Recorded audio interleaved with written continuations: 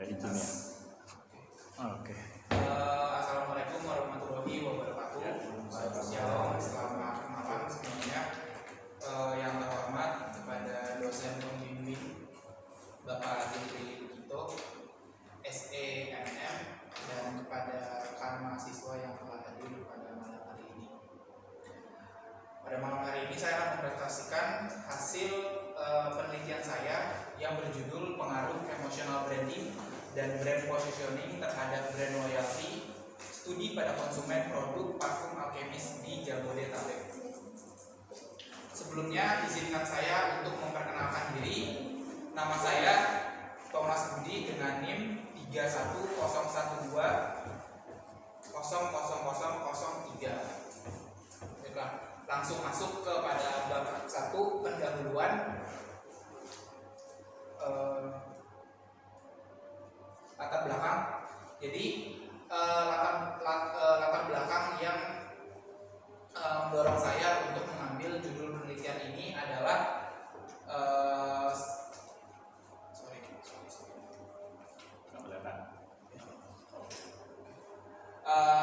dikarenakan selama 2 dekade terakhir industri parfum khususnya di lokal mengalami perkembangan yang signifikan. Hal ini tuh dibuktikan dengan data dari PT Talenta Data Indonesia pada tahun 2009 yang menunjukkan adanya peningkatan jumlah brand parfum lokal sebanyak 600 lebih. Sepadan dengan itu, nilai pendapatan industri parfum pun turut meningkat sebesar 109,8 juta US dollar.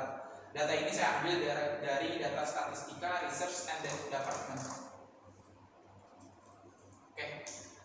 Selanjutnya, nah kemajuan tersebut juga diikuti oleh tantangan brand parfum sendiri dalam menjalankan bisnisnya, di mana konsumen tidak dapat mencium aroma atau menguji parfum dahulu. Tentunya hal ini tuh memiliki banyak risiko bagi konsumen seperti ketidakpuasan dan ketidakcocokan pada wangi parfum.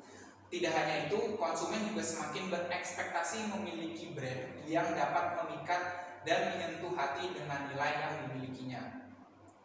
Ekspektasi itu juga muncul dari rangkaian penggambaran yang dilakukan oleh brand pada tiap parfum yang dimilikinya lewat tiap varian dan kampanye pemasaran yang dilakukan.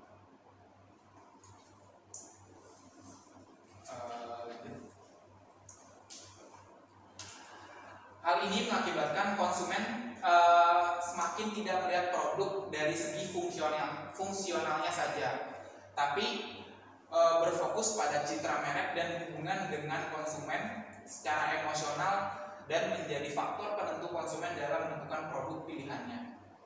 Dalam hal ini, Alchemist merupakan brand parfum lokal yang menggunakan strategi emotional branding dalam memperkenalkan dan memasarkan produknya. Untuk mengetahui karakteristik dari konsumennya dan membangun cerita atau penggambaran dalam melakukan pengembangan produk atau layanannya. Nah, dari beberapa fenomena tersebut, saya tertarik untuk mengambil judul penelitian dengan judul pengaruh emotional branding dan brand positioning terhadap brand loyalty pada brand Alchemist Fragrance. Lanjut.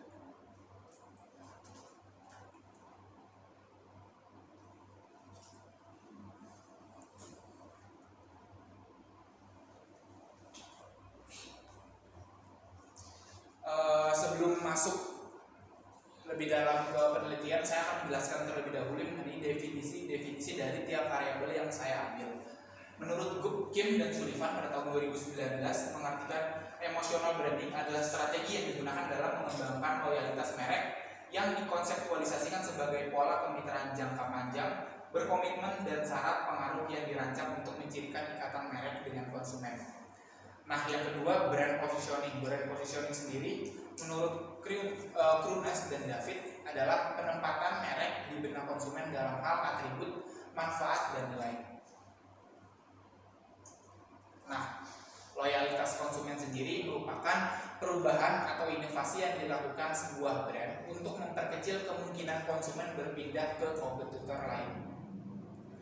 Dalam hal ini, Alchemist merupakan brand parfum yang menggunakan strategi tersebut dalam memperkenalkan dan memasarkan produknya.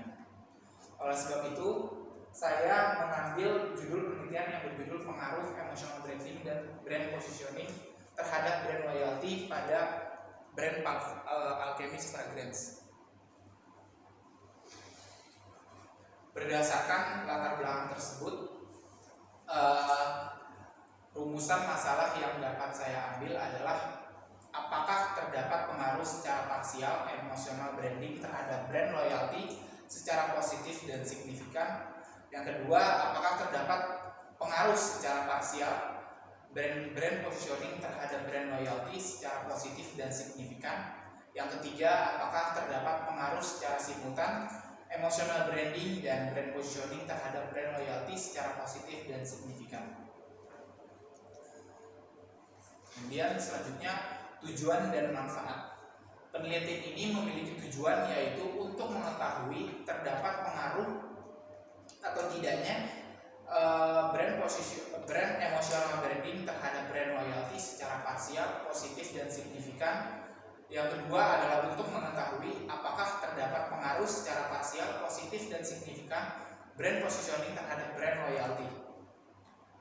Yang ketiga, untuk mengetahui apakah terdapat pengaruh secara simultan, positif dan signifikan emotional branding dan brand positioning terhadap brand loyalty. Tujuan dan manfaat penelitian. Manfaat penelitian sendiri bagi perusahaan adalah diharapkan dapat memberikan saran, masukan, dan rekomendasi agar dapat meningkatkan nilai manajerial sehingga perusahaan dapat mengambil keputusan yang lebih efektif terkait emotional branding, brand positioning, dan brand loyalty itu sendiri. Yang kedua, bagi perusahaan ini kok sama iya. Kayaknya bagi penulis atau peneliti. Bagi peneliti sepertinya. Bagi peneliti sendiri, penelitian ini bermanfaat untuk meningkatkan pengetahuan, pemahaman, dan keterampilan tentang manajemen bisnis, khususnya mengenai emotional branding, brand positioning, dan brand loyalty. Sehingga hal ini dapat mendorong terciptanya keterampilan, kemampuan, nilai hasanah, dan pengalaman dalam melakukan penelitian ilmiah yaitu skripsi. Yang ketiga, bagi kalangan akademisi. Penelitian ini diharapkan dapat memberikan referensi dan kajian pustaka dalam ilmu manajemen, khususnya di bidang bisnis mengenai emotional branding, brand positioning, dan brand loyalty. Selain itu, penelitian ini juga akan menjadi acuan bagi peneliti lain yang ingin melakukan penelitian lebih lanjut sehingga dapat meningkatkan dan mengembangkan penelitian dengan subjek yang sama. Kerangka pemikiran dan paradigma penelitian. Kerangka pemikiran sendiri adalah model konseptual tentang bagaimana teori berhubungan dengan berbagai faktor yang telah diidentifikasi sebagai masalah yang penting. Dalam hal ini, pengaruh emotional branding terhadap loyalitas konsumen yang saya ambil dalam jurnal Ding and Zheng yang berjudul On the Relationship Among Brand Experience, Hedonic, Emotion, and Brand Equity menjelaskan bahwa praktisi pemasaran perlu memperhatikan faktor emosi pelanggan ketimbang keterkenalan perusahaan dan produk. Ikatan emosi yang terjalin antar konsumen dengan perusahaan memiliki peran penting dalam meningkatkan loyalitas. Selanjutnya, pengaruh brand positioning terhadap loyalitas konsumen. Penelitian oleh Ari Indra dalam jurnal ilmiahnya dengan judul Pengaruh Brand Positioning terhadap Pelanggan, Surat Kabar Pikiran Rakyat, menunjukkan brand positioning mempunyai pengaruh positif terhadap loyalitas konsumen. Loyalitas konsumen dapat dibentuk melalui pelaksanaan dan penerapan brand positioning yang relevan dengan produk yang ditawarkan. Yang kedua, pengaruh emotional branding dan brand positioning terhadap loyalitas konsumen, di mana penelitian yang dilakukan oleh Nikmah, Ismail, dan Norzah Mosuki dalam jurnal yang berjudul The Impact of Emotional Branding on Customer Loyalty menunjukkan bahwa emotional branding memiliki pengaruh positif langsung dan signifikan terhadap loyalitas konsumen.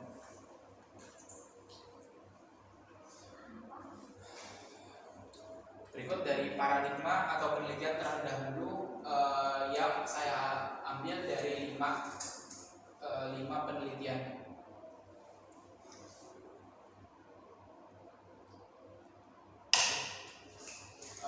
Berikut adalah paradigma penelitian. Paradigma sendiri adalah cara mendasar untuk mempersepsi, berpikir, menilai dan melakukan yang berkaitan dengan sesuatu secara khusus tentang realitas. Dalam hal ini X1 emotional branding, X2 brand positioning, dan Y sendiri loyalitas konsumen. Di mana garis-garis putus-putus menandakan adanya hubungan simultan antara X1 dengan Y, X2 dengan Y, dan garis lurus menandakan bahwa X1 dan X2 berpengaruh secara simultan Y, yaitu loyalitas konsumen.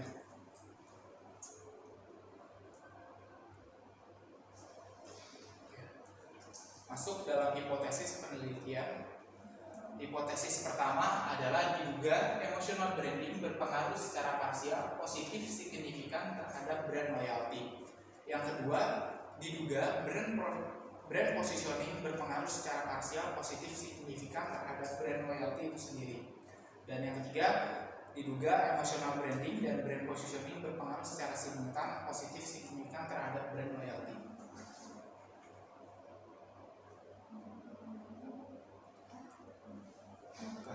Masuk ke dalam tinjauan pustaka.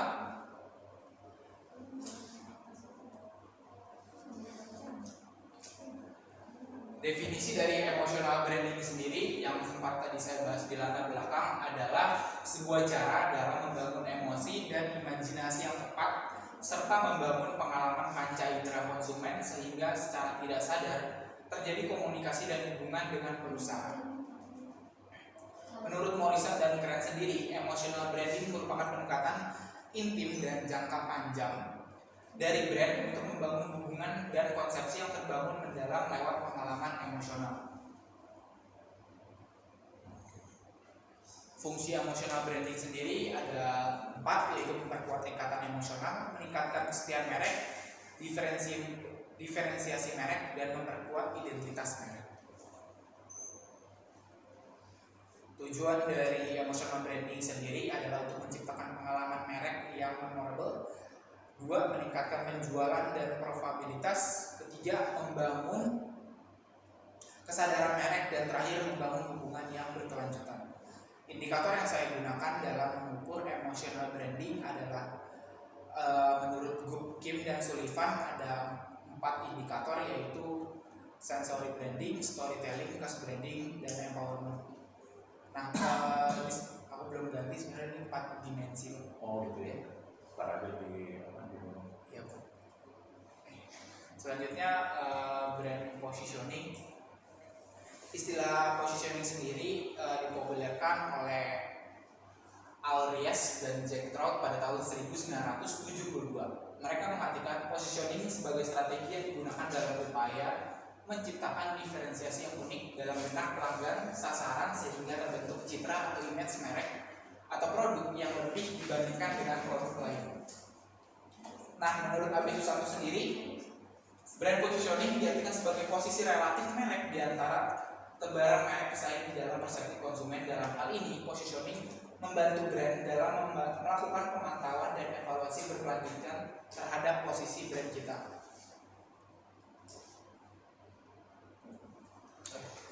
Tujuan dari brand positioning sendiri adalah untuk menciptakan citra yang dihendaki, kedua menciptakan daya tarik merek, yang ketiga meningkatkan kesadaran merek, dan keempat adalah meningkatkan loyalitas konsumen.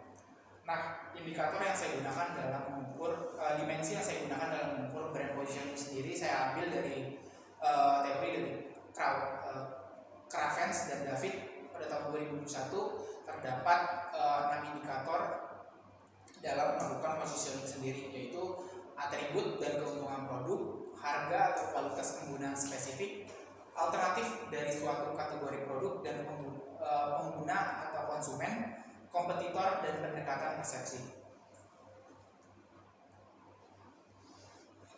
loyalitas konsumen. Loyalitas konsumen diartikan sebagai komitmen yang mendalam berupa pembelian berulang terhadap suatu merek yang disukai secara konsisten dalam jangka waktu yang panjang.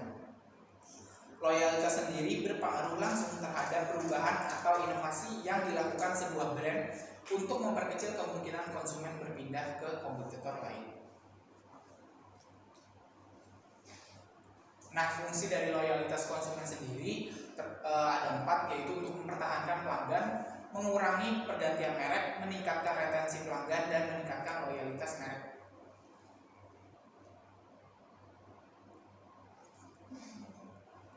Nah, tujuan dari loyalitas konsumen sendiri adalah untuk meningkatkan pendapatan dan profitabilitas, kedua menciptakan hubungan yang jangka panjang dengan pelanggan, meningkatkan kedudukan merek di pasar, keempat adalah untuk mengurangi biaya pemasaran dan promosi.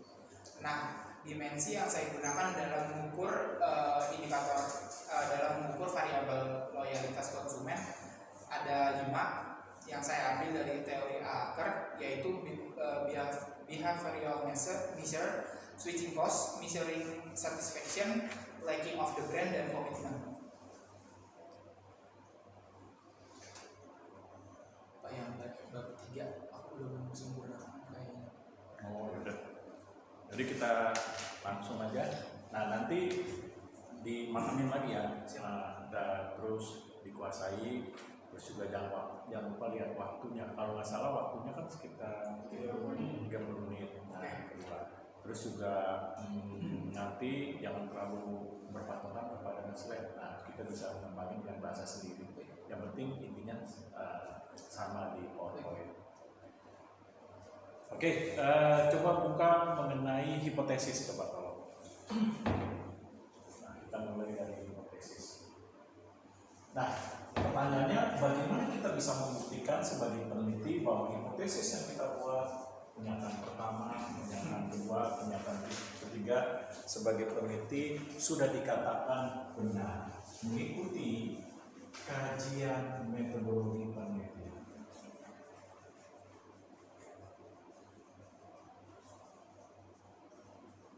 Nah, jawabannya gimana? Duduk aja nggak apa-apa, santai. Gak apa-apa, salah. Saya jawab ya. Boleh. Dalam menentukan benar atau tidaknya hipotesis dalam penelitian, seperti yang sudah saya jelaskan pada bab 3 dan 4, saya menggunakan analisis regresi linear berganda untuk menentukan apakah tiap variabel memiliki pengaruh secara parsial positif dan signifikan terhadap variabel Y tersebut. Oke. Nah, jawabannya masih belum tepat. Nah, untuk membuktikan hipotesis ini benar atau tidaknya, ada 2 hal yang bisa kita lihat atau kita pertimbangkan. Yang pertama, kita memperhatikan bahwa hipotesis itu memiliki nilai sumber yang dapat dipertanggungjawabkan. Seperti hipotesis yang disusun ini berdasarkan dari peneliti terdahulu. Nah, ditambah dengan teori-teori yang menjelaskan adanya keterkaitan nilai hubungan atau pengaruh, sehingga hipotesis ini sebagai praduga sementara yang kebenarannya dapat dibuktikan secara teori, ini sudah bisa dibuktikan secara teori. Apa? Itu yang kalian tulis tuh deskripsi di latar belakang di bab 1, ingat yang pengaruh brand, emotional branding terhadap brand loyalty, lalu pengaruh yang kalian udah pakai jurnal-jurnalnya itu, ditambah teori-teorinya. Nah, ini pembuktian secara teori sudah terbukti. Nah, yang selanjutnya, bahwa hipotesis yang benar itu mengacu kepada nilai karakteristik dari hipotesis yang kita buat sebagai pernyataan yang kebenarannya atau praduganya harus kita buktikan. Nah, karakteristiknya apa? Pertama nih, mudah dipahami, dimengerti, kalimatnya sederhana, tidak menimbulkan ambigu, langsung kepada to the point, langsung kepada pembuktian terhadap variabel apa yang mau dibuktikan untuk kesimpulan sementara atau kebenaran sementara ini akan dibuktikan.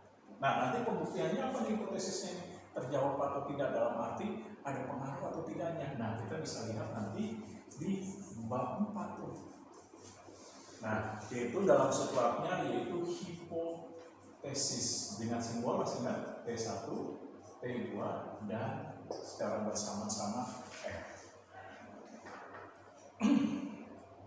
Nah, itu dia. Nah, coba kita buka lagi. Ya. Bapak bertanya tentang hipotesis. Oh, pertanyaannya ya, tadi bagaimana sebagai peneliti, misalnya Anwar atau Putri, membuktikan bahwa hipotesis yang dibuat seperti ini tadi.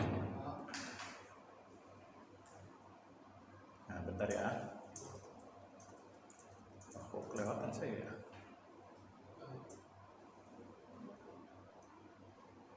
Nah, ini hipotesis yang dibuat ini sudah dinyatakan benar berdasarkan nih kajian metode penelitian. Nah, jawabannya ada dua. Pertama, dilihat dari sumbernya, bahwa hipotesis itu bersumber dari peneliti terdahulu dan teori. Nah, karena kenapa? Karena kebenarannya atau praduga sementara harus dapat dibuktikan secara teori. Nah, yang kedua, berdasarkan nilai karakteristik dari hipotesis yang dibuat ini, diduga. Nah, karakteristiknya apa? Tidak menimbulkan ambigu, sederhana, mudah dipahami, kalimatnya tegas yang menyatakan keterkaitan hubungan atau pengaruh terhadap apa? Variabel yang digunakan oleh peneliti.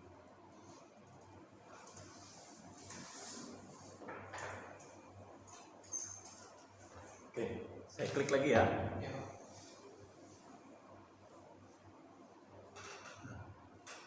Nah, misalnya saya akan membahas mengenai rumusan masalah. Nah, sebagai peneliti nih, kalian menulis skripsi pasti menuangkan rumusan masalah yang ada di bab 1. Nah, pertanyaannya bagaimana membuktikan rumusan masalah ini terjawab dalam penelitian? Nah, gimana? Pertanyaannya dalam skripsi, kalian sebagai peneliti menuliskan rumusan masalah di bab 1. Nah, bagaimana membuktikan bahwa rumusan masalah ini nanti terjawab? Sebagai pembuktian nanti adanya nilai pengaruh.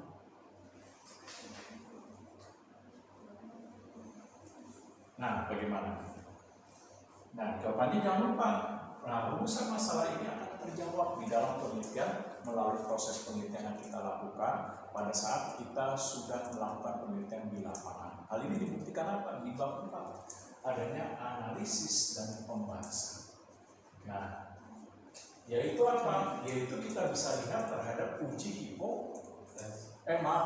terhadap regresi linear bergandanya. Nah, kita bisa lihat.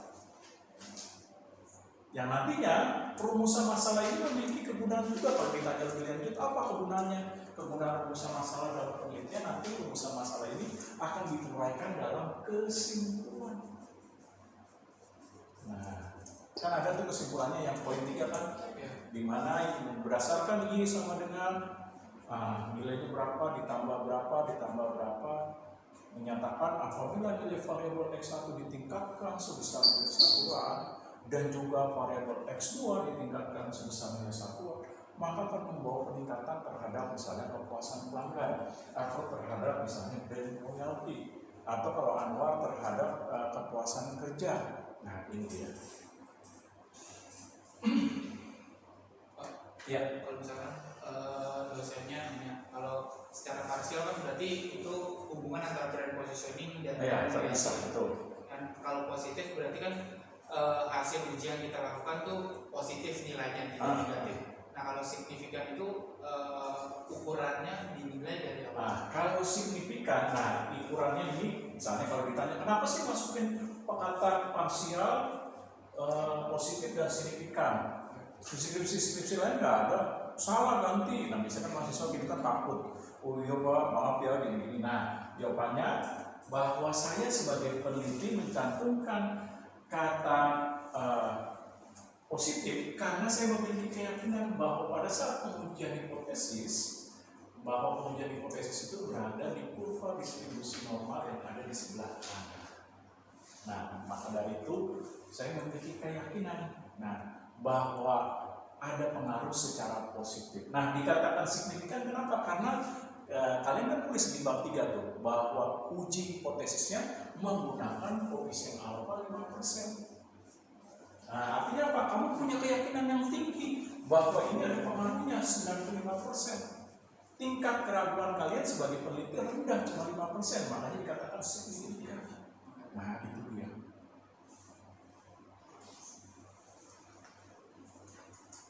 Ntar kalau disalahin, nah itu ya, jangan lupa.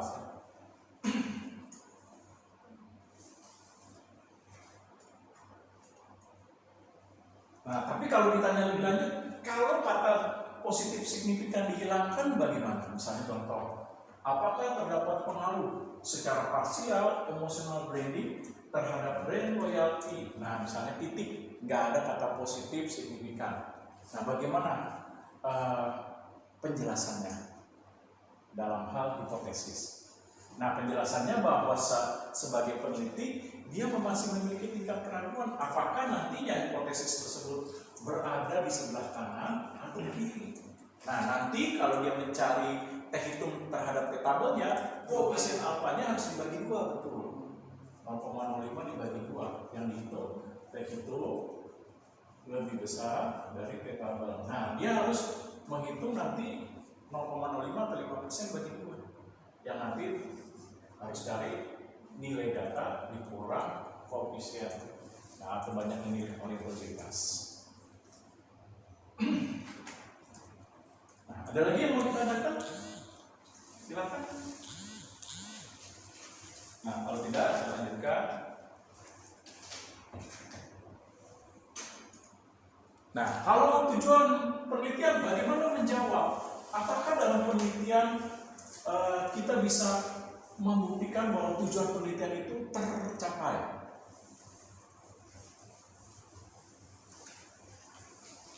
Nah, jawabannya gimana? Jawabannya bahwa tujuan dalam penelitian ilmiah, Bapak Ibu misalnya, tercapai. Bisa dibuktikan bahwa untuk mengetahui apakah terdapat untuk mengetahui adanya pengaruh secara positif signifikan, nah ini bisa dilihat dari hipotesis. Kalau yang tadi dilihat dari regresinya. Nah, ini dia. Yang nantinya hipotesis tersebut kita lihat di subbab 4 dalam uji hipotesis, baik uji hipotesis secara terpisah parsial dengan simbol T1, T2 maupun F secara simultan. Nah, ini dia. Bahwa tujuan dari penelitian ini nanti dijawabnya di bab 4 di dalam analisis dan pembahasan. Nantinya tujuan penelitian ini akan disimpulkan di bab 5 menjadi kesimpulan dalam penelitian ilmiah. Ya. Kan katanya sama-sama kan dibuktikan dari analisis regresi. Iya. Kalau untuk tujuan di hipotesis, dibedakan jadi padahal kan kalimatnya sama aja. Nah, kalimatnya kan beda. Yang satu, apakah terdapat? Nah, terdapat pengaruh, maksudnya terdapat pengaruh, artinya seberapa besar sih nilai pengaruhnya? Nah, kalau yang satu lagi kan untuk mengetahui pengaruhnya. Nah, berarti untuk mengetahui pengaruhnya, berarti hipotesis. Nah, iya.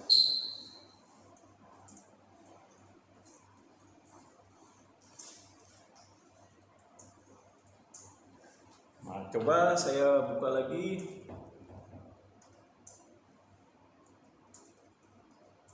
Nah, misalnya ini, bagaimana kita membuktikan bahwa model kerangka pemikiran yang kita buat seperti ini, desainnya ini dapat dipertanggungjawabkan secara ilmiah berdasarkan kajian metode penelitian. Nah, bagaimana nih? Bagaimana? Jangan-jangan asal-asalan, kan ada dosen yang suka iseng misalnya, oh salah nih, masuk seperti itu dasarnya apa? Nah, soalnya ya Bu, revisi. Kok kamu langsung revisi aja? Mau lulus ya, kadang-kadang seperti itu.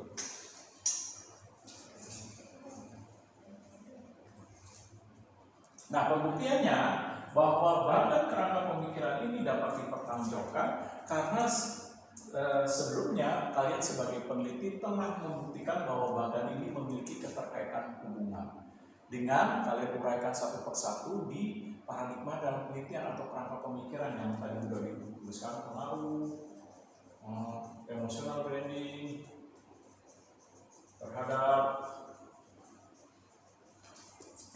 loyalitas konsumen. Nah, yang udah kalian tulis itu di bab 1 cerita panjang lebar paragraf, nanti di bawahnya didukung teori siapa, lalu jurnal siapa. Nah, ini.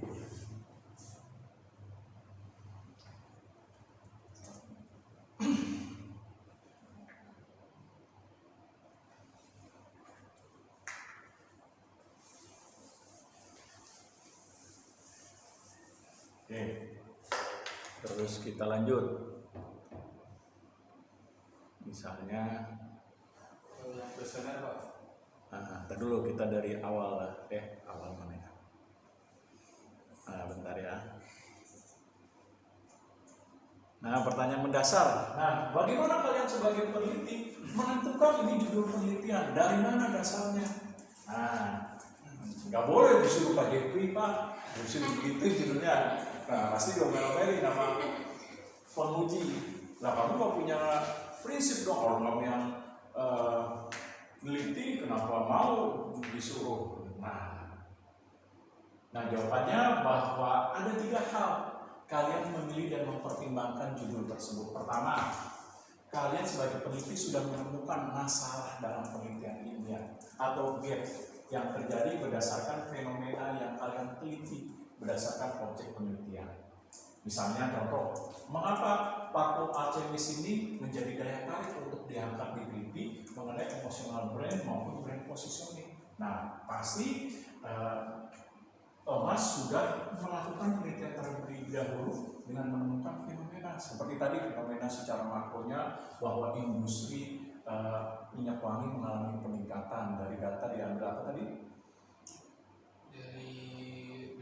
Dari riset perusahaan, sama satu lagi departemen industri ya, e-commerce. Nah, seperti itu. Nah, yang kedua, karena kalian sudah mengumpulkan berbagai literatur, buku-buku, jurnal, seminar untuk mendukung terhadap penelitian ilmiah dalam memperkuat judul yang kalian pilih sebagai peneliti.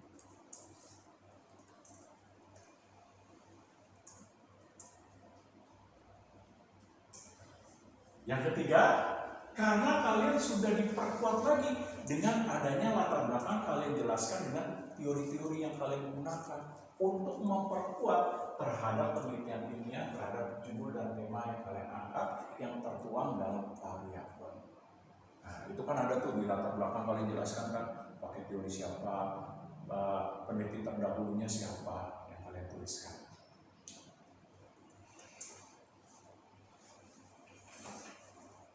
Nah, kalau ditanya, kenapa sih harus pilih perusahaan ini? Misalnya, dekat dari rumah.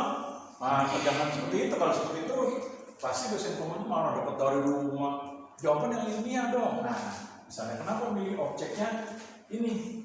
Misalnya, atau misalnya lain Bank Mandiri, atau ini CP Agen Bras, atau satu lagi itu ya di Gacoan. Nah, kenapa aku milih tempat risetnya atau objek penelitiannya di tempat tersebut? Nah, jawabannya hal ini dikarenakan saya sebagai peneliti, Bapak Ibu, menemukan bahwa objek yang saya teliti adanya permasalahan-permasalahan yang saya angkat sesuai dengan variabel yang saya tentukan dalam melakukan penelitian, sehingga saya menemukan adanya gap kesenjangan masalah dalam penelitian yang sesuai dengan variabel-variabel yang saya angkat dalam penulisan karya tulis skripsi dengan jenis kuantitatif.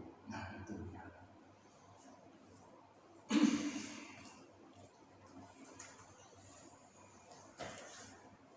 Terus kita buka lagi.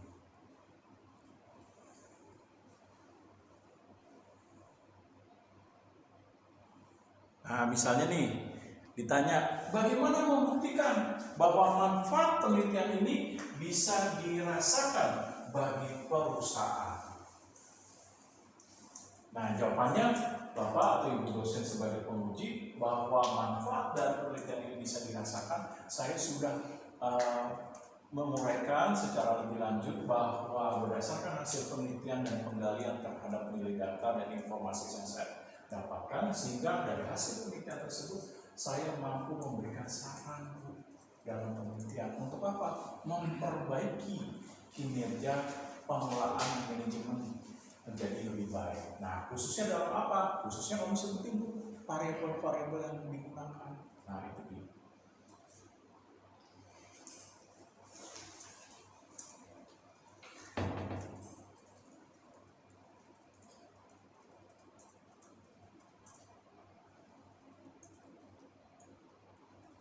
Nah, begitu juga manfaat bagi peneliti. Apa manfaat peneliti? Nah, ini manfaat peneliti apa? Kalian bisa sebagai peneliti apa nih? Mampu memecahkan masalah secara lebih baik berdasarkan rasional, dapat dipertanggungjawabkan, sistematis, terstruktur.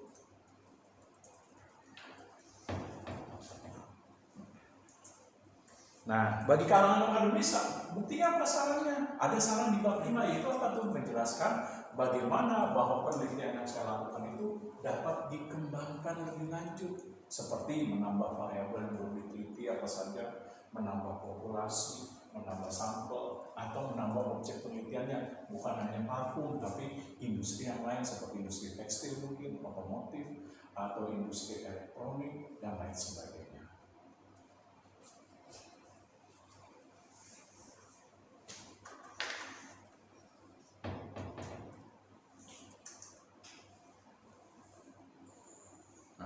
Pemikiran sudah. Nah, kita langsung masuk teori. Nah, apakah teori yang sudah dibuat ini dinyatakan benar misalnya dari kalian sebagai peneliti yang telah menuliskan karya ilmiah berupa skripsi yang sudah menuliskan di bab 2. Nah, yaitu tinjauan pustaka. Jawabannya teori yang saya sudah kumpulkan benar, Bu. Kenapa? Karena ini bisa dibuktikan sesuai dengan judul atau tema dalam penelitian ilmiah yang saya lakukan. Hal ini juga sudah terkait dengan variabel-variabel yang saya tentukan sebagai peneliti. Oleh sebab itu, teori-teorinya berkaitan dengan variabel yang saya angkat, Bu. Baik itu brand positioning, emotional brand, atau terhadap brand loyalty. Nah, itu dia jawabannya.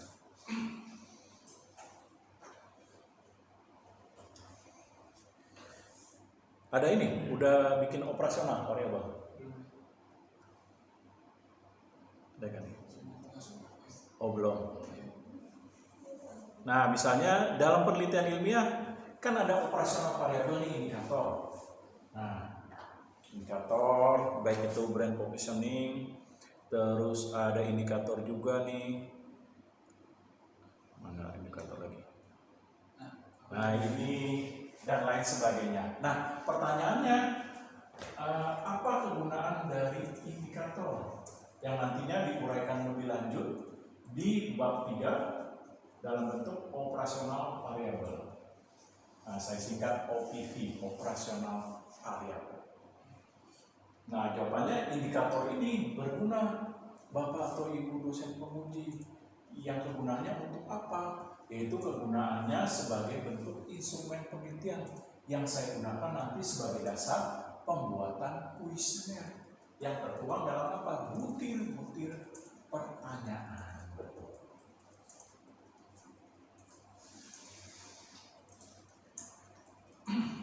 Nah, misalnya kalian disalahkan, saya lihat skripsi-skripsi yang lain tuh yang diuji langsung tuh variabel pengertian, langsung indikator. Kenapa aku pakai dimensi? Nah, ini salah nih, revisi apa nggak bisa, nggak terima. Nah, misalnya gitu gimana?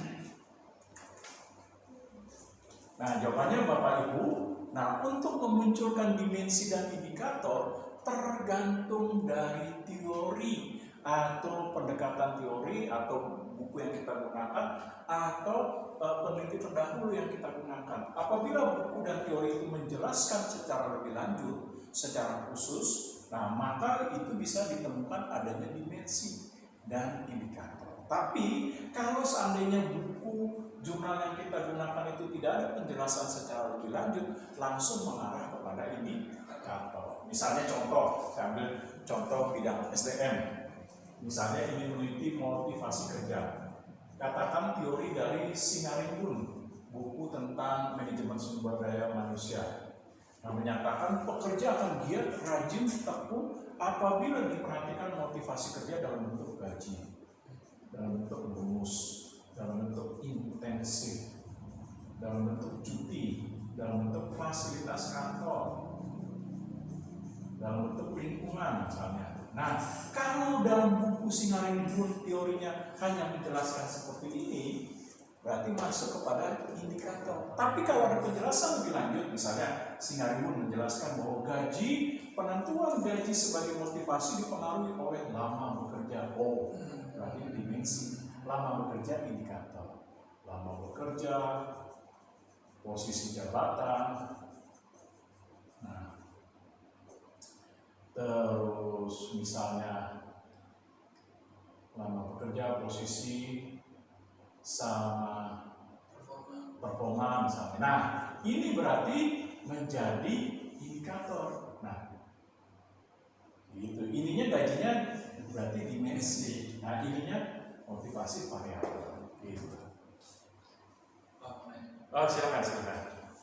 Kalau misalkan dosen pengujian nanya, oke, berarti dari 3 variabel ini ditemukannya sama semua, indikator semua itu. Tapi kok bisa secara sama-sama ditemukan indikator semua? Kalau misalkan ada dimensi di salah satu variabelnya, itu memungkinkan nggak?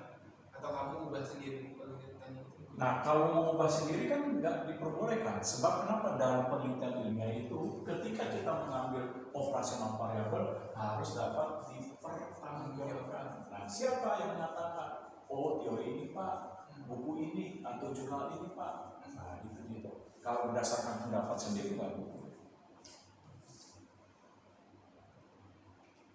Tapi kan di operasional variabel kita pakai, kalau aku dimensi ya Pak, semuanya dimensi. Nah, kalau misalkan dosen pengujinya iseng, kok bisa dimensi semua? Emang ini nggak ada yang indikator? Nah, jawabannya ini karena dimensi semua karena teori-teorinya tersebut sudah menjelaskan Pak, adanya penjelasan secara lebih lanjut dan spesifik yang mengarah kepada dimensi dan indikator. Nah, itu dia jawabannya.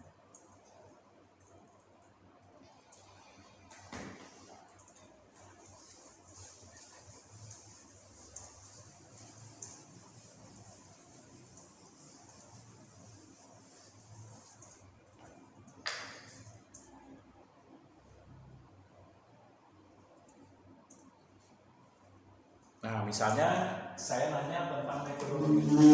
Bagaimana membuktikan bahwa jenis data ini digunakan di dalam skripsi yang kalian tulis sebagai karya ilmiah? Jawabannya bahwa data kuantitatif ini saya bisa buktikan Pak, yaitu adanya di bab 4 terhadap analisis dan pokok bahasan terhadap kuesioner yang saya gunakan menggunakan skala pengukuran, yaitu apa? Jangan lupa skala pengukuran. Untuk menilai jawaban setiap responden, nah dalam bentuk angka misalnya 5 setuju, 4 setuju, 3 ragu-ragu, 2 tidak setuju, 1 sangat tidak setuju. Nah, data kualitatifnya apa?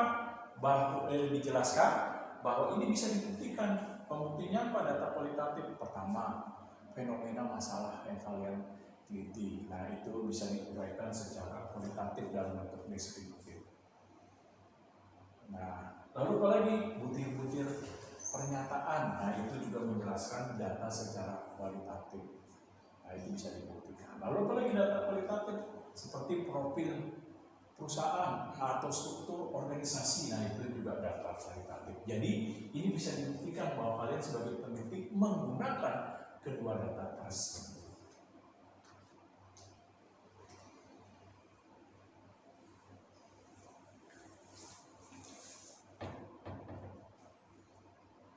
Nah, kalau ditanya, ini kok banyak banget sih metodenya? 1, 2, 3, 4, emang semua dipakai? Nah, gimana jawabannya? Udah cukup aja 2 observasi sama survei, wawancara, ini mah nggak perlu. Nah, kalian gimana? Nah, jawabannya bahwa metode pengumpulan data ini memang Pak atau Bu dosen penguji bahwa saya menggunakan semuanya dan ini bisa dibuktikan. Contoh dalam observasi survei. Nah, ini kita bisa menemukan bahwa observasi survei kita sudah lakukan terhadap research gap, yaitu kesenjangan permasalahan fenomena yang kita angkat dalam penelitian. Seperti brand loyalty masalahnya apa? Kalau misalnya kualitas pelayanan masalahnya apa? Kepuasan pelanggan masalahnya apa? Nah, seperti Anwar, budaya organisasi masalahnya apa? Nah, ini dia. Bisa dibuktikan di bab 1. Lalu apalagi studi pustaka kita bisa buktikan di mana? Bab 2, di mana teori-teori yang kita kumpulkan sebagai data untuk apa? Untuk membantu dalam menjawab masalah sebagai alat analisis. Nah, ini dia.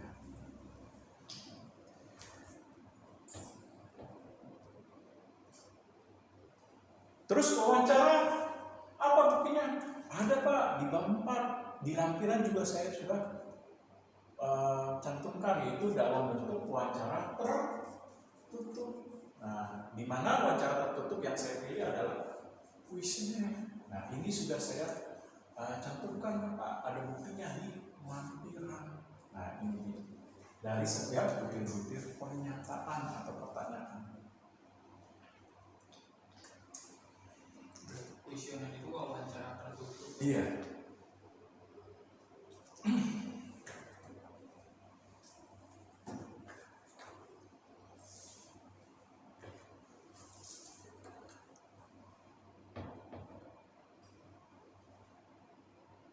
Nah, kalau dokumentasi, gimana buktinya nih? Benar nggak melakukan dokumentasi? Ada. Itu apa? Kalian mengambil data di perusahaan mengenai bagaimana struktur organisasi atau profil perusahaan. Nah, inilah bukti bahwa dokumentasi saya juga lakukan. Berarti bahwa metode pengumpulan data yang kalian sudah uraikan 1 sampai 5 ini bisa dipertanggungjawabkan 1 sampai 5.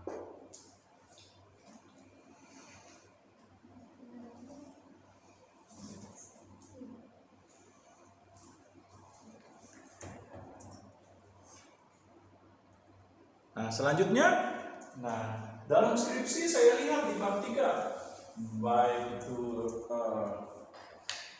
Putri, Anwar, dan lain sebagainya, kalian mencantumkan sumber data. Benar nggak nih sumber data digunakan? Data primer, data sekunder.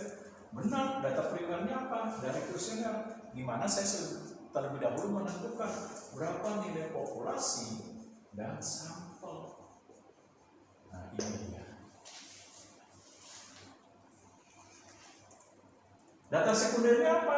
Tadi Thomas bisa buktikan, benar Pak, saya menggunakan data sekunder, yaitu apa? Data dari e-commerce sama data dari perusahaan mengenai bagaimana pertumbuhan terhadap industri parfum.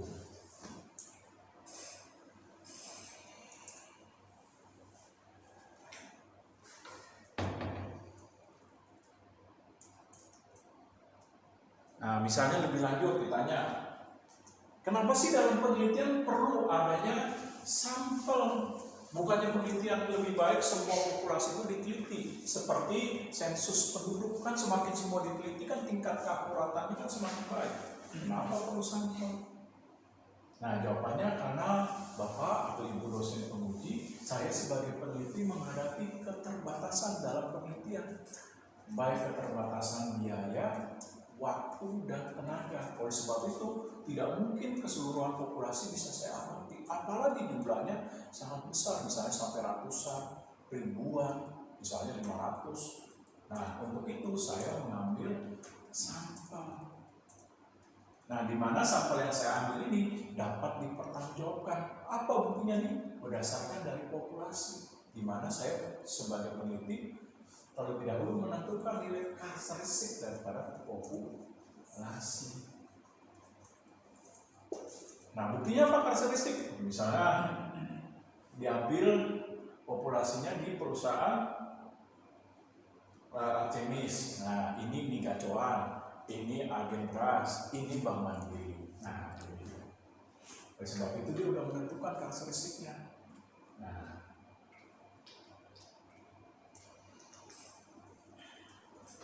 Nah, timbul pertanyaan, kok pakai composite sample? Enggak pakai random aja? Apa dasar pertimbangannya? Apa dasar pertimbangan? Nah, kayak Anwar, kenapa sampel jenuh? Nah, pasti ada dasar pertimbangannya. Jawabannya, kalau Thomas, karena saya sebagai peneliti terlebih dahulu sudah menentukan Pak, apa tujuan dan maksud dari pengambilan sampel, yaitu saya mengambil maksud dan tujuan sampel tersebut yaitu pada konsumen di Alcames. Nah itu dia. Kalau misalnya Anwar kan 30-nya diamati menjadi sampel jenuh. Kenapa? Karena jumlah populasinya terbatas, masih sedikit, maka saya menentukan dasar pengambilan populasi adalah sampel jenuh. Semua saya amati. Nah itu dia.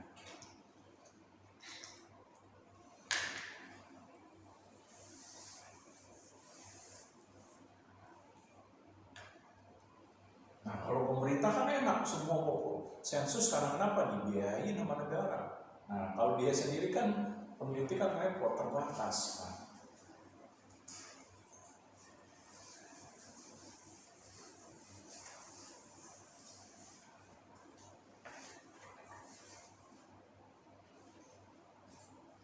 Nah, dalam metode analisis, kenapa nih baik Miga Coang, Parfum Alcamis, Bank Mandiri, atau Agen Beras ini menggunakan regresi. Nah, apa dasar pertimbangannya regresi berganda? Kenapa nggak pakai korelasi? Kenapa nggak pakai analisis jalur atau pakai metode penelitian yang lain? Misalnya korelasi berganda misalnya. Jawabannya ini, pertama, karena dasar pertimbangan dari judul. Karena judulnya mencari pengaruh, berarti yang cocok untuk mencari pengaruh dan dampak yang ditimbulkan dari variabel bebas keterikatan adalah ini, regresi. Nah, kenapa harus berganda? Karena kalian menggunakan dua variabel bebas. Nah, minimal. Oleh sebab itu mengharuskan pakai regresi berganda. Tapi kalau variabel bebasnya satu dengan Y doang, nggak perlu berganda, betul sederhana. Nah ini dia. Nah kalau ditanya lebih lanjut, kalau begitu regresi ini kegunaan fungsinya apa sih? Tadi dia satu, buktinya untuk mencari nilai pengaruh. Nah bagaimana mencari nilai pengaruh? Gampang nih, aja masukkan kalau ini ditingkatkan satu, ini ditingkatkan satu, ini ditingkatkan, berapa sih peningkatan nilai pengaruhnya terhadap variabel ini? Kalau sebelumnya tidak ditingkatkan, katakan di sini 0, berarti berapa variabel terikat yang sudah ada nilainya. Nah pertama bisa mencari pengaruh, dampak yang ditimbulkan, seperti kontribusi variabel bebas yang diberikan kepada variabel terikat, berapa sih besarnya pengaruhnya. Nah ini bisa digunakan dengan model regresi. Yang kedua, model regresi itu bisa digunakan untuk ramalan. Nah, buktinya apa? Coba masukkan angka, kalau ditingkatkan sebesar 2 nilai satuan, ini 2, berapa sih peningkatan terhadap nilai variabel terikatnya? Nah, kalau Thomas berarti brand loyalty-nya berapa misalnya? Ini kalau diperkirakan lagi peningkatan 3 berapa? Nanti tinggal dihitung. Nah, ini ya. Nah, yang ketiga apa? Bahwa model regresi juga bermanfaat dalam analisis data untuk mencari nilai hubungan. Yang benar tadi bilang pengaruh. Salah kali, buktinya apa?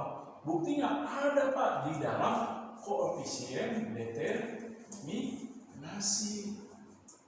Nah, di mana mencari nilai keterkaitan hubungan itu bisa dilihat dari nilai R. Yang nantinya kalau lebih lanjut, R itu bisa kita gunakan secara lebih lanjut untuk apa? Untuk mencari berapa besar kontribusi langsung pengaruhnya dalam bentuk desimal atau persentase yang rumusnya R sama dengan yang KV sama dengan R kuadrat. Nah kalau persentase kali 100, kalau yang bentuknya desimal R kuadrat aja. Nah ini bisa dilihat di ages. Bisa dilihat di R square-nya. Nah ini dia.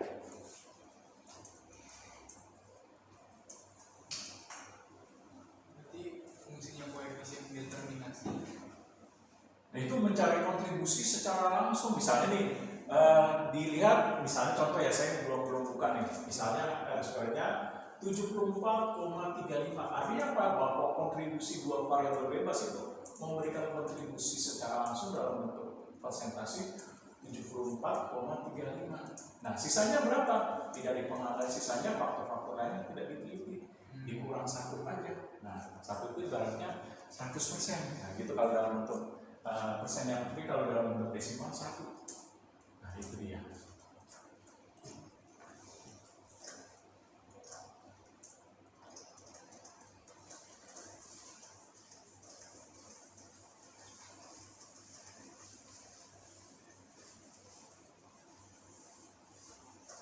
Nah, kalau ditanya lebih lanjut, nah ini artinya apa nih? Kok kamu masukin? Nah, gimana nih? Error. Error itu artinya seberapa besar Pak tingkat faktor pengganggunya yang bisa mempengaruhi terhadap model ini ketika dianalisis di SPSS. Nah, oleh sebab itu, ininya harus nilainya rendah. Dengan kriteria apa? Kita bisa lihat dalam multikolinialitas. Nah, ini kita lihat ininya dari multikolinialitas dengan apa? Masih ingat nggak karakteristiknya? PIP di bawah 10 dengan nilai satu lagi probabilitasnya di atas 0,01. Nah, ini dia. Ya.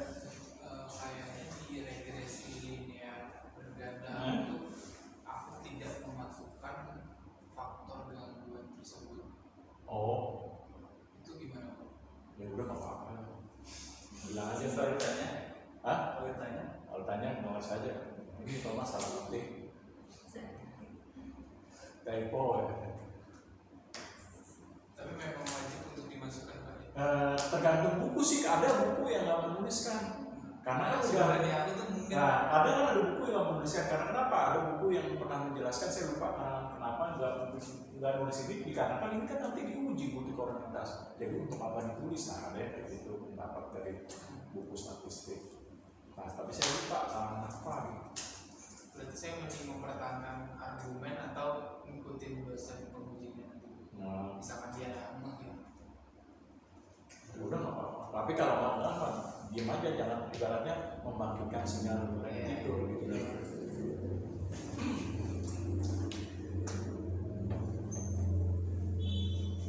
Nah, selanjutnya, kenapa ini diperlukan dalam penelitian? Jawabannya,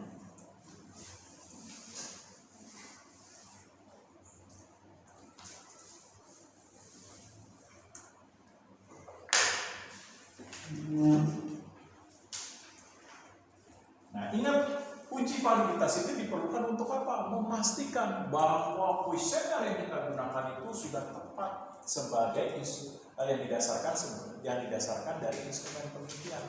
Nah, di mana validitas itu dan reliabilitas artinya bahwa kuesioner tersebut layak untuk digunakan sebagai alat ukur dan pengukuran.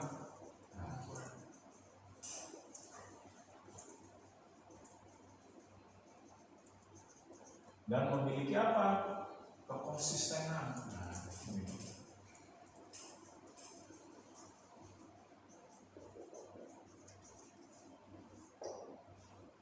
Nah, tapi ini belum lengkap, harus ditambah satu. Uji namanya konstruksi dalam kuesioner. Nah, dilihat dari apa? Uji konstruksi butir-butirnya pas cocok atau belum dari operasional variabel.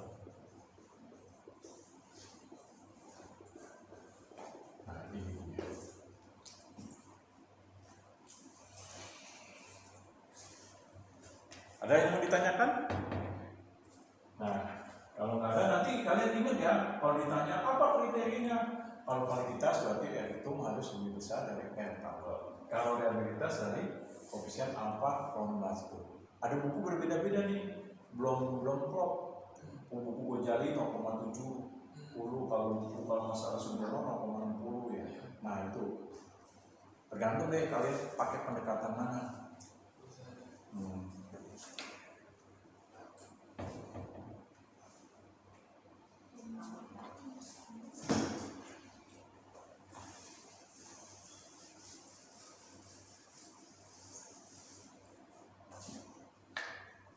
Nah, terus ini gunanya apa nih?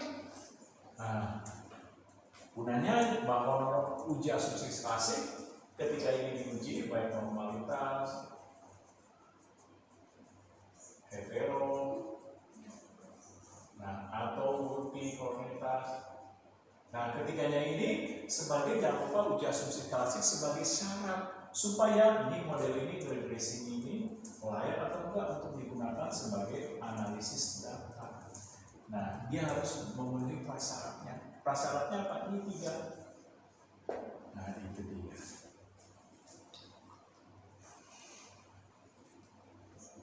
Nah, prasyaratnya apa? Pertama, normalitas bisa dilihat dari apa?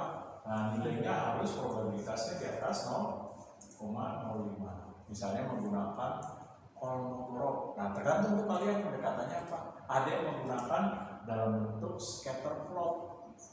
Nah, misalnya dalam bentuk penyebaran datanya, nah, berada di kurva distribusi normal, atau dia membentuk pola. Nah, seperti ini, berada di kisaran garis diagonal.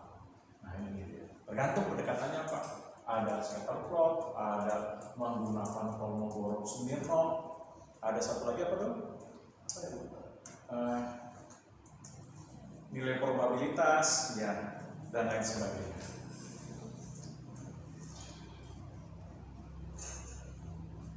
Nah, selanjutnya, kalau multi, nah itu dia tadi untuk menguji di mana variabel bebas tersebut memiliki keterkaitan hubungan dan berapa besarnya faktor tadi apa?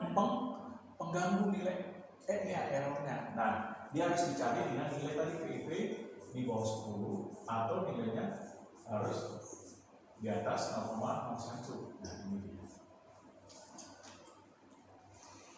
Nah, kalau seandainya misalnya PIV-nya lebih tinggi dari 10, ininya tapi memenuhi, berarti mengandung unsur berarti apa? Faktor pengganggunya R-nya tinggi dan variabel bebasnya memiliki unsur yang sama. Namanya variabel bebas kan nggak boleh ada keterkaitan, misalnya antara brand loyalty dengan brand emosional. Nah, itu nggak boleh ada keterkaitan karena sama-sama variabel bebas, dia harus berdiri sendiri, terpisah. Gitu.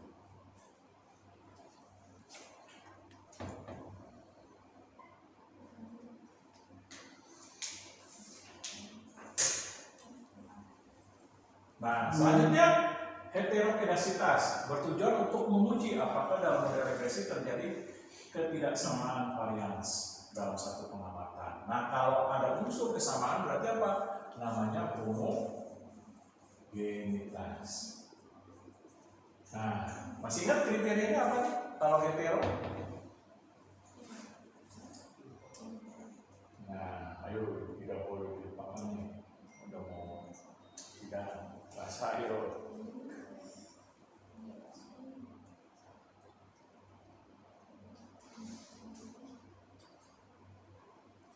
Nah, coba dibuka bab 3 apa kriteria dari uji heterogenesitas. Nah, nanti bisa ditanya tuh.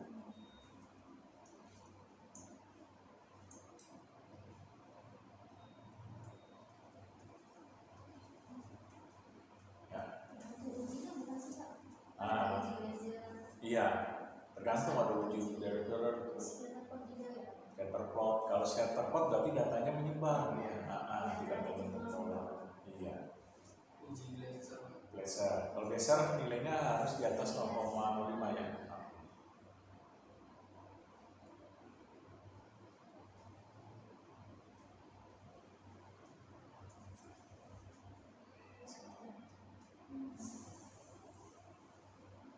Nah, kalau ini untuk memastikan, kalau ini sih nggak wajib di sini, boleh ada boleh nggak uji autokorelasi. Nah, autokorelasi itu artinya kita misalnya menyebar kuesioner di hari Senin. Nah, terus kita nyebar lagi di hari Sabtu. Nah, Senin dan Sabtu dalam pengamatan yang sama itu ada nggak unsur-unsur adanya kesamaan atau hubungannya? Ternyata misalnya, misalnya brand loyalty dengan misalnya brand emosional, setelah diteliti saya buat kuesionernya kok ada unsur indikator yang sama yang memberikan makna. Misalnya maknanya ini perspektif konsumen, misalnya katakan. Nah ini juga. Nah berarti kalau secara uji autokorelasi berarti ini udah gagal. Nah, untuk digunakan lebih lanjut dalam model regresinya yang disampaikan tadi.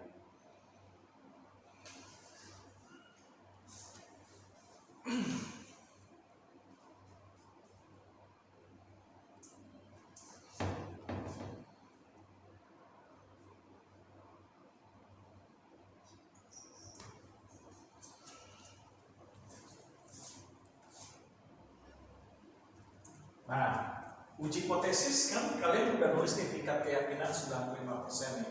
Berarti tingkat kesalahan 5%. Nah, kalau ditanya kenapa sih pakai dasar kamu sebagai peneliti pakai 5%, kenapa nggak pakai 50%, nggak pakai 30%, atau nggak pakai 40%? Apa dasar pertimbangan kamu? Mau tahu kok ada buku gitu, saya ikutin aja skripsi cutting dapat income. Nah, jawabannya karena saya menggunakan 5% karena satu, karena saya penelitian ilmu sosial di bidang manajemen, karena objek penelitiannya relatif mudah untuk diamati, lalu juga subjek penelitiannya responden mudah diamati, berarti tingkat kesalahannya akan lebih rendah dibandingkan meneliti dalam bentuk ilmu sosial seperti antropologi atau arkeologi, misalnya menggali ulang, menentukan oh ada fosil manusia purba. Nah itu kan sangat sulit hanya berdasarkan fosil. Kira-kira hidup di tahun berapa ya? Nah makanya dari itu tingkat kesalahannya kalau ilmu antropologi, arkeologi kan tinggi. Karena kenapa? Hanya berdasarkan dari temuannya aja. Nah dia nggak bisa melakukan wawancara dengan responden. Makanya tingkat kesalahannya tinggi itu. Kalau untuk ilmu arkeologi bisa sampai 50%.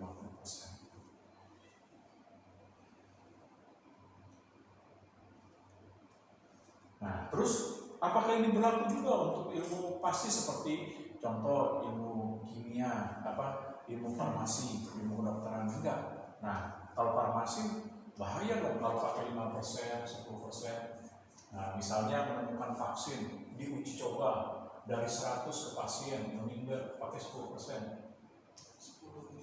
Berarti 10 dong yang COVID. Nah, kalau dalam ilmu kedokteran atau ilmu farmasi kan harusnya tingkat kesalahannya 0. 100 diteliti, 100-100 yang harus sembuh. Nah ini dia.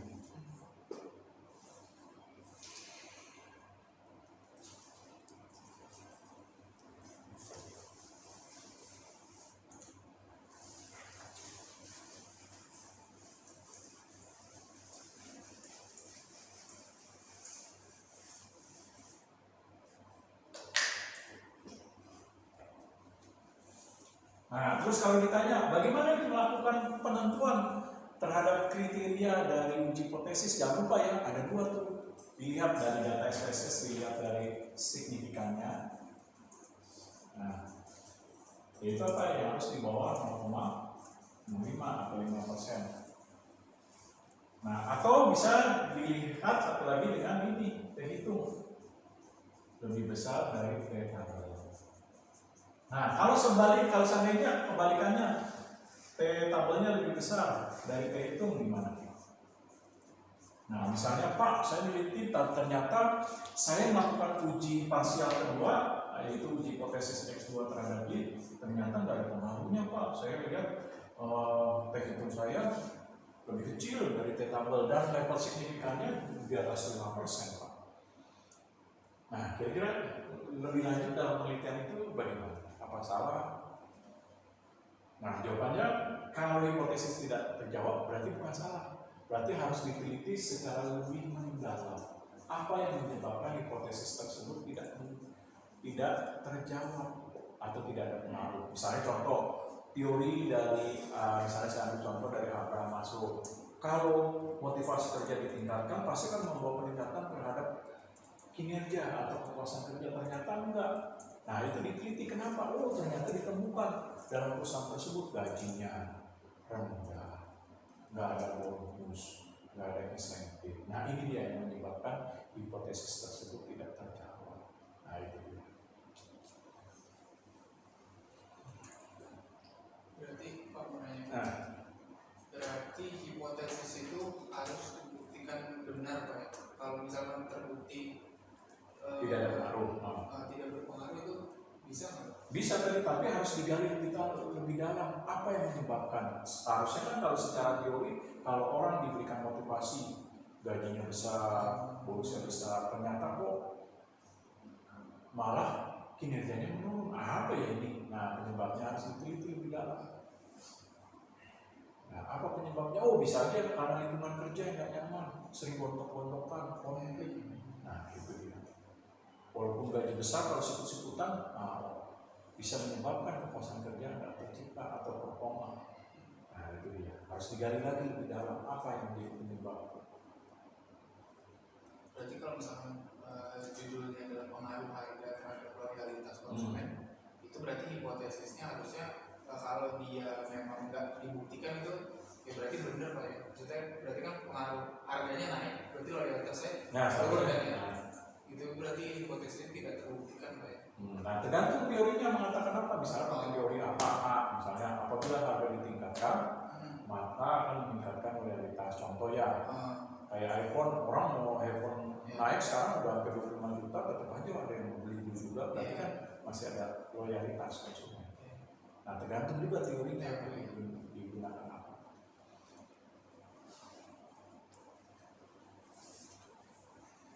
Nah, kalau uji F tahu ya, uji secara untuk ini apa bersamaan. Nah, cara hitungnya nanti kalau cari F tabelnya gimana cara hitung F tabelnya? Misalnya ditanya,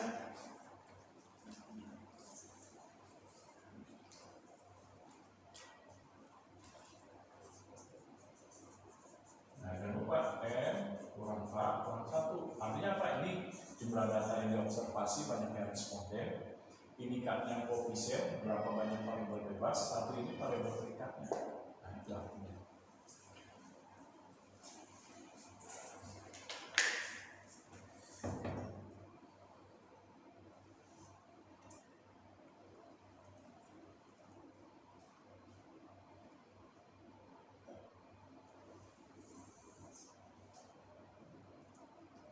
Nah, misalnya nih terakhir operasional variabel nih. Bagaimana sebagai peneliti kita menurunkan atau menuliskan operasional variabel secara benar?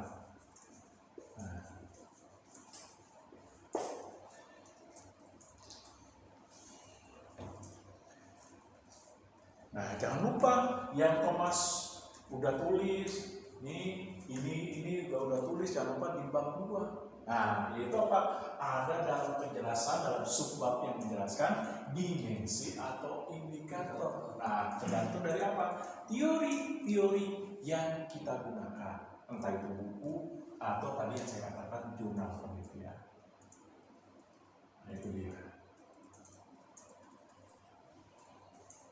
Ada yang udah lengkap PPT-nya sampai analisis-analisisnya biar dibahas. Kalau belum, nanti aja kalau Senin.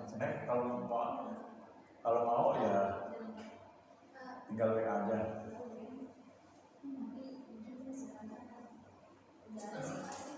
Belum tabelnya tabel apa?